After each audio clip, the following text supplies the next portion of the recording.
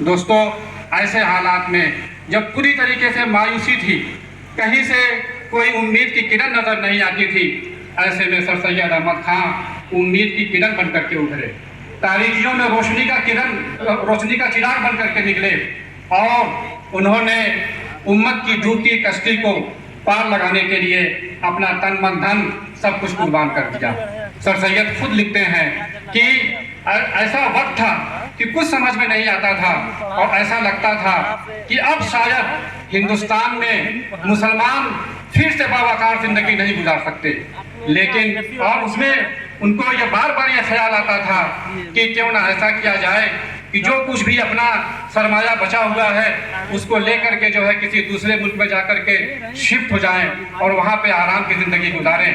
لیکن آپ سوچئے کہ اندر سے ایک آواز آئی، اور انہوں نے اس وقت میں یہ فیصلہ لیا، اور وہ نمونے کے طور پر انہوں نے سوچا کہ آخر ہم کو ایسے حالات میں کیا کرنا چاہیے۔ تو اندر سے آواز آئی کہ جو راستہ رسول اللہ صلی اللہ علیہ وسلم نے دکھایا تھا کہ رسول اللہ صلی اللہ علیہ وسلم کی زندگی جو ہے وہ ہمارے لیے اسوہ حسنہ ہے، کہ وہ پریشانیوں میں کبھی گھبرائے نہیں اور پریشانیوں سے کبھی منہ نہیں پھیرا، بلکہ پریشانیوں کا ہمت سے مقابلہ کیا اور ڈٹ کر مقابلہ کیا، اور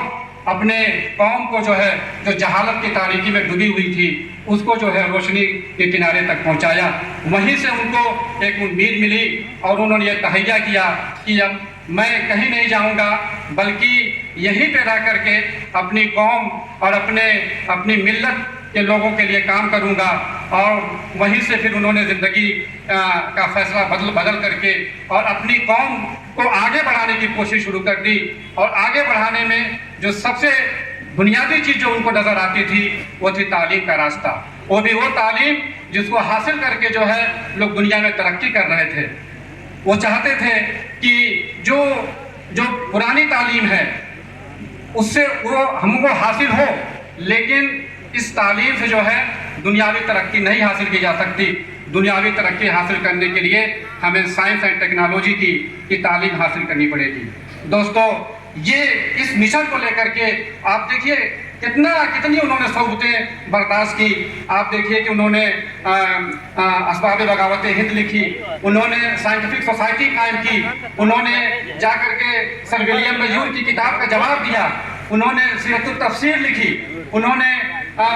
مسلم ایجوکیشنل کانفرنس قائم کی۔ ایک پوری زندگی اگر آپ دیکھیے 1857 کے بعد سے لے کر کے 1898 تک رہے، لیکن ایک دن بھی وہ چین سے نہیں بیٹھے۔ ہر پل ہر لمحہ اپنی قوم کو آگے بڑھانے کے لیے، اپنے قوم کے وقار کو آگے نکالنے کے لیے وہ کوشش کرتے رہے۔ آج کا دن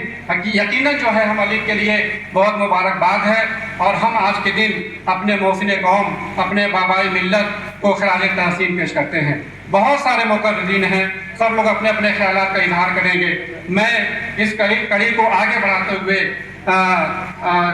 سب سے پہلے جو ہے ڈاکٹر فراد حنفی صاحب